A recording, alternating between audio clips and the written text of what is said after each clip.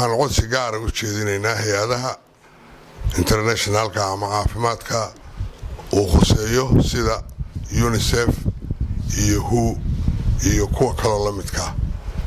inay si degdeg ugu baaqaan una raadiyaan hay-ad ama cid isbitaalkan gacanta ku qabata oo socodsiisa hawlihiisa. waxaan kaloo maaragtay gaar ugu soo jeedinayaa dhammaan ganacsatada iyo dadka reer Galmudug hadday dibadda jiraan iyo hadday gudaha joogaanba inay bal iyagu kii daawo keeni kara iyo kii mushaarka wax ka qaban karaaba in si degdeg loogu soo diiqo isbitaalkan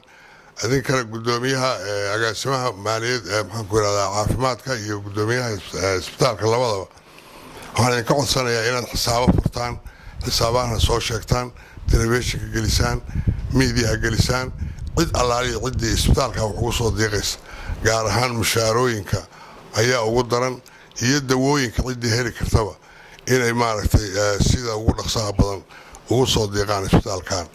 wixii dhakhaatiira ama wixii wax garanaya ama wixii damiirku xanuunayo reer Galmudug how ha loo soo diiqay isbitaalka waa isbitaal cimrigiisu dhowr iyo 20 sano jiro oo maanta laga yaabo inay jiifto in ka badan 100 iyo dhowr qof ay jiifto oo pension wax loo dulqaadan karo ama wax la dhageysan karo ama wax indhaha laga qarsan karo ma aha. waxaan ka codsanaynaa inaad sida ugu dhaqsaha badan ugu soo diiqdaan hay-adaha aan dib ugu laabtay sida UNICEF khaasatan iyo WHO waa hay-adaha ay gaar u khusayso arrintaani. hay-adaha kale oo gacanta wax ka qabta oo maaragtay gacanta ka geysta sida SSF oo kale SSF iyo USAID-ka oo wax uun ka geysan karana ayagana waxaan ugu baaqaynaa inay si degdeg maaragtay wax noogu qabtaan waxay noo qaban karayaan.